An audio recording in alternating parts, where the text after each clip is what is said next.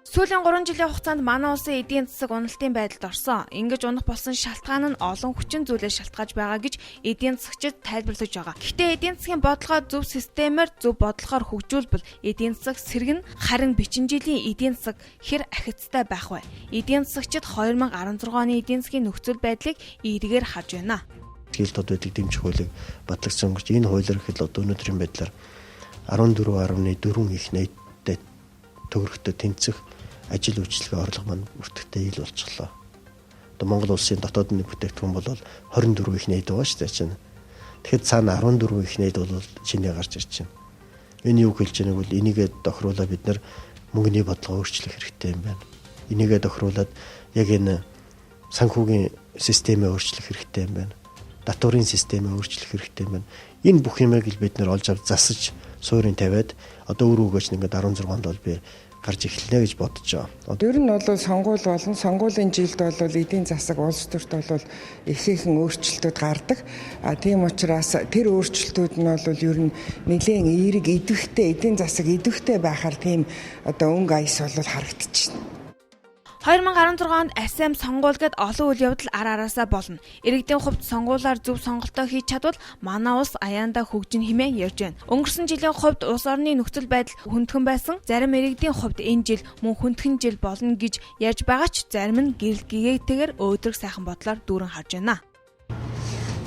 Ерөнхийдөө бол гадаадын хөрөнгө оруулалт бараг одоо 5-6 дахин багассан. Тэгээд энэ уул уурхайн томоохон төслүүдтэй ялангуяа 5 толгой бол 16 онд баг хөдлөхгүй шинжтэй болчихлоо. Энэ сонгуул гээл тэгэл ингээл шоогоо игээл дуусна. 2016 онд бол Монголын эдийн засаг бол сүртээс ирэхгүй. Гадаадын хөрөнгө оруулалт байхгүй. Дотоодын үйлдвэрлэл бол тодорхой хэмжээгээр сэргийлсэн л да. Гэхдээ бол 2016 онд бол ард түмний амьдрал дөрвтэй нөлөөлөх үз. Тийм эдийн засгийн өсөлт бол ажиглагдахгүй. 2016 он бол ер нь төр төвшин төмөн амгалан байх хол гэж бодож шүү. Ер нь гайгүй болох. Харин сонгуул ажиллагаа сонгуул дээр нэг юм гайг үзтэй гэж бодож шүү. Би дандаа өөдрөөр сэтгэлэн шүү дээ. За Монгол хүн байна амныхаа бэлгээр сайхан байна гэж бодож шүү дээ. Яаж хэлгүүд улс орон эдийн засаг сэргээд Монгол бас хөгжлийн одоо шинэ басанд очих байлгүй л гэж бодож шүү дээ. Шинэ оны сонгуул зөв хүннээ сонгоод зөв ард түмэнд явал болж л байна одоо. Сайхан л байна тий. Шийдвэрлэх олон асуудал манай улсад байгаа. Иргэдийн хувьд энэ жилийн хөгжил цэцэглэлтэнд төр засаг зөв замаар асуудлыг шийдэж, аль болох ард иргэдийнхээ дуу хоолойг сонсох нь чухал хэрэгтэй гэдгийг хэллээ. Яг хүн болгон одоо юуны өмнө бол яг ер нь төр засаг юу хийхийг одоо бас ард түмэн ихэр шаардж байна л дээ. Юу хийхийг маш их шаардж байна. Тэгэхээр ард түмнийхээ үгийг сонсоос ард түмний сонголтыг хүндгээсэй гэж л бодож байна л дээ.